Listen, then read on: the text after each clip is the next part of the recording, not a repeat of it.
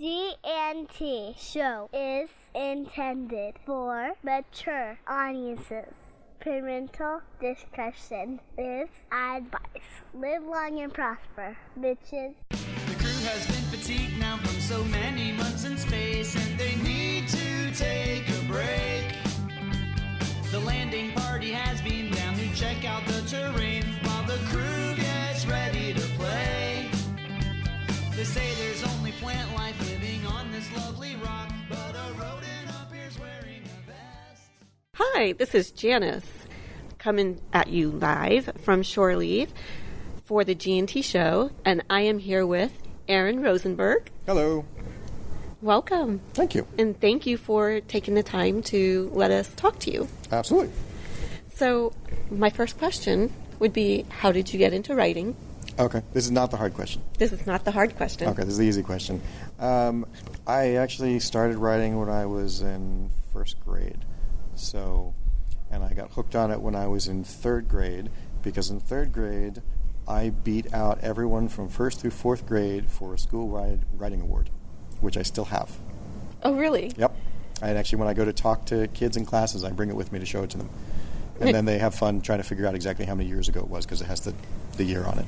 Do you have it in a plaque format? Yeah, it's a plaque. Yeah, it's a nice little plaque. And it says like school writing award. That is Alice awesome. M. Hart School, and I'm not going to tell you the year. But that was when I was hooked, because suddenly it was like all of these people in the entire school, like all these parents and all these teachers and everything else, were like, "Wow, this is such a great story! You did such a great job!" And I was like, "This is awesome! I want to do it again." Positive reinforcement. Exactly. So, when you come to conventions like this, do you run across any fun, crazy stories that make a particular convention memorable? Or do they kind of like blend together? They do sort of blend together, only in that, since I have a lot of friends at a lot of these conventions, it's kind of like an ongoing conversation. And it's kind of neat, because we won't see each other for 3 months, 4 months, 6 months, sometimes a year, depending upon the people, sometimes more. And yet we'll see each other, and it'll just be like picking up the conversation all over again. And there's just a question of, hey, so what have you been doing since I last saw you? And we carry on from there. The same thing with the panels. I love doing panels, and each panel is obviously a little bit different, because different people on the panel, different audience members, different questions, things like that. But it's all part of sort of the general con experience. So it's all sort of one big wave to me. That's cool. You and I spoke a little bit earlier about writing and teenagers. Yes. Specifically here at Shore Leave. Yes. So what are you teaching? So Crazy 8 Press, which I'm a part of, decided this year to offer a set of teen writing workshops, because we were really interested in the fact that there's, a lot of us really started seriously thinking about writing when we were teenagers. That's when you sort of look around and you start thinking, maybe this is more than just fun. I actually want to write. I actually want to do something with it. Some of us started sending out stories when we were teens. A lot of classic science fiction writers actually started when they were teens. So, there's definitely a serious precedent for this. And we just felt like it would be nice to sort of offer something back and to try to engage the teens who come here, who are a little too old for the children's programming, but maybe don't quite feel comfortable going into the regular panels, with all the people who are significantly older than them, and also really focusing in on the writing. So we're trying to help them. So we're offering a series of panels. We did, Plot was last night. Today we did The Craft of Writing. That was followed by Character and Dialogue. And then tomorrow we're wrapping up with World Building. That's awesome.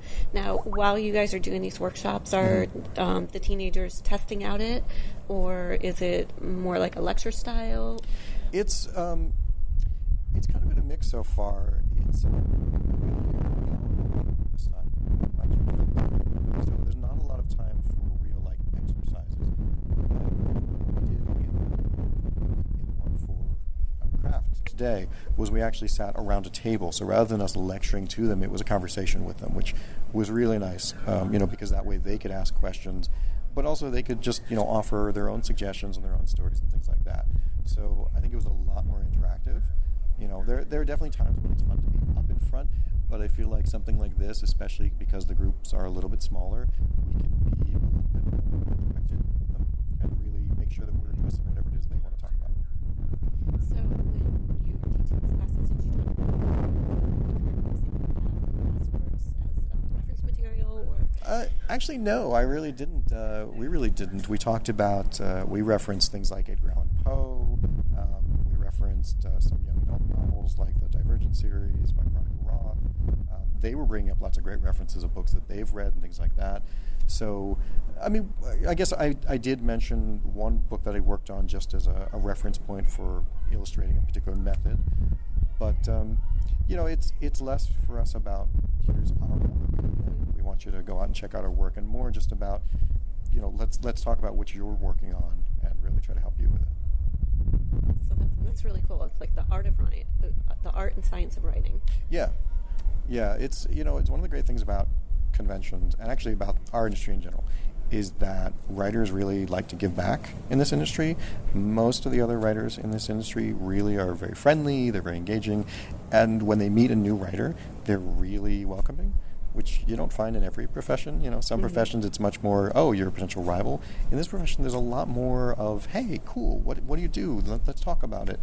And it is. It's really cool. It's really great. And it's we like doing the panels because we were all young once and we all got to listen to other people on panels. We still do, and hear exciting things and learn from them. So it's kind of cool to be able to help somebody else and give them something. Okay, I have another generic question. What are the current projects that you have going on right now? Okay. I have to keep track because there's a lot of them. I tend to keep pretty busy.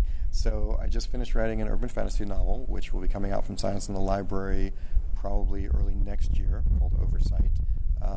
I have a humorous science fiction series called The Adventures of Duck Bob Spinowitz. So the third book of that came out earlier this year, and the fourth and final book in the series will be coming out probably also start of next year. I have a space opera series called The Adventures of the Dread Remora. There are 2 books out so far, and I'm going to be working on the third one soon.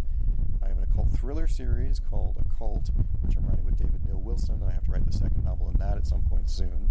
And right now I'm working on a middle grade educational series for Barron's. That's awesome. So, yeah. Okay, you ready for the tough question? Yes, I'm ready for the tough question. Like, woo! Okay, yep. Okay. You can take any character from any of your work. Okay. Does not have to be Star Trek based. Okay. Which character would you pick, and what Star Trek holodeck program would you put them in? Oh, that's cool. Okay, I like that. Well, I mean, the obvious answer for me is Duck Bob, because Duck Bob is my titular character from the Duck Bob novels, and he is just a hoot because he's kind of a loon, and he's kind of like, he's a little like me and actually a lot more like my best friend without filters. He really doesn't stop to think about what he's doing before he does it. He opens his mouth or he moves and it just happens. Like Nick? Yeah, we'll go with that, sure. Yeah, I didn't say it, Nick. So he's hilarious to write and to watch because he is a constant ball of energy, and he's got a good heart. I mean, he's actually a good person, so he always means well, but he never stops to think about consequences. So letting him loose in what would be really funny is letting him loose in the Sherlock Holmes program, because that would be a riot. Because it'd be like a bull in a china shop. He would probably get himself the largest Deer-stalker hat you can possibly imagine. It would be like the 10-gallon hat version of a Deer-stalker, because he's got a duck head, so it's enormous. And this huge pipe that would probably be like a giant inflatable meerschaum, like a blow-up version. And then he would just be bumping into everything as he walked around and tried to pretend he was Sherlock Holmes. That's awesome. You did that spectacularly. Well, thank you. Last question. Yes.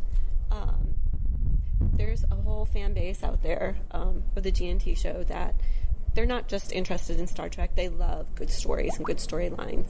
And writing tends to tie in very deeply with just life in general. Mm. So if you had a piece of advice to give somebody, just in general, what would that piece of advice be?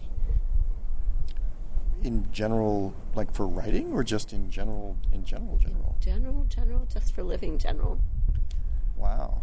That's a really good question, actually. That's a tougher one, I think, than the other one, honestly. One piece of advice I would give everyone in general. I guess it's just kind of, it's sort of trite, but it's sort of to roll with it. All kinds of things happen, and, sometimes it makes for a better story in the end. Sometimes you use it for something else. Sometimes it makes you stronger or tougher or whatever it is. Sometimes it sucked and you look back on it and it was awful. But, you just sort of get through it, and, having people around helps. We all come to the cons partially to see friends, partially it's almost therapy for us. It's also a way for us to socialize and get out and be with other people. But, it makes it all more bearable. So I guess it'd be half roll with it and half surround yourself with good friends. Awesome. Well, thank you for so much. Thank you. Thank you for so much. Thank you so much.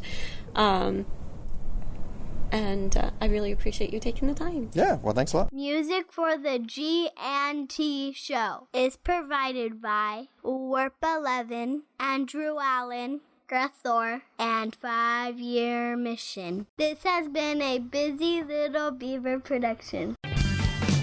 Some dude walks out, proceeds to explain what it's all about. I sure want to leave. I think you'd agree, but we cannot leave till we find out what it's all about. It's all make-believe, nothing is permanent down here. It's just an amusement park. Bones is now alive, so it's okay for